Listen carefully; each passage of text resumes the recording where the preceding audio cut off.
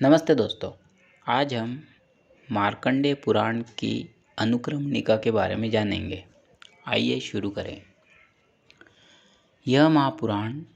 पढ़ने और सुनने वाले पुरुषों के लिए सदा पुण्यदायक है, जिसमें पक्षियों को प्रवचन का अधिकारी बनाकर उनके द्वारा सब धर्मों का निरूपण किया गया है। वह मार्कंडेय पुराण 9000 श्लोकों का है, ऐसा कहा जाता है। इसमें पहले मार्कंडेय मुनि के समीप जैमिनी के प्रश्न का वर्णन है, फिर धर्म संज्ञक पक्षियों के जन्म की कथा कही गई है, फिर उनके पूर्व जन्म की कथा और देवराज इंद्र के कारण उन्हें शाप रूप विकार की प्राप्ति का कथन है। तदनंतर बलभद्र जी की तीर्थ यात्रा, द्रौपदी के 5 पुत्रों की कथा, हरिश्चंद्र की पुण्यमयी कथा, आडी और बक पक्षियों का युद्ध,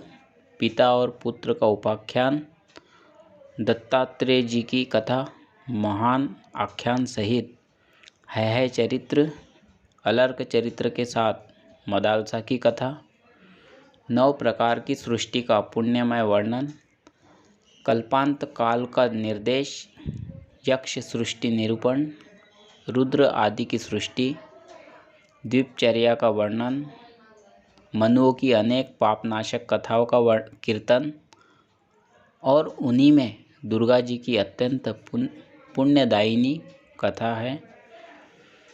जो 8वें मनवंतर के प्रसंग में कही गई है। तत्पश्चात 3 वेदों के तेज से प्रणव की उत्पत्ति, सूर्य देव के जन्म की कथा, उनका महात्म्य, वैवस्वत मनु के वंश का वर्णन, वत्सप्री का चरित्र, तदनंतर महात्मा खनित्र की पुण्यमयी कथा, राजा अभिक्षित का चरित्र, किमिच्छिक व्रत का वर्णन, नरिश्चंत चरित्र, इक्ष्वाकु चरित्र, नल चरित्र, श्री रामचंद्र जी की उत्तम कथा, कुश के वंश का वर्णन, सोमवंश का वर्णन, पुरुरवा की पुण्यमयी कथा, नहुष का अद्भुत वृत्तांत, ययाति का पवित्र चरित्र, यदुवंश का वर्णन, श्री कृष्ण की बाल लीला, उनकी मथुरा और द्वारका की लीलाएं, सब अवतारों की कथा, सांख्य मत का वर्णन,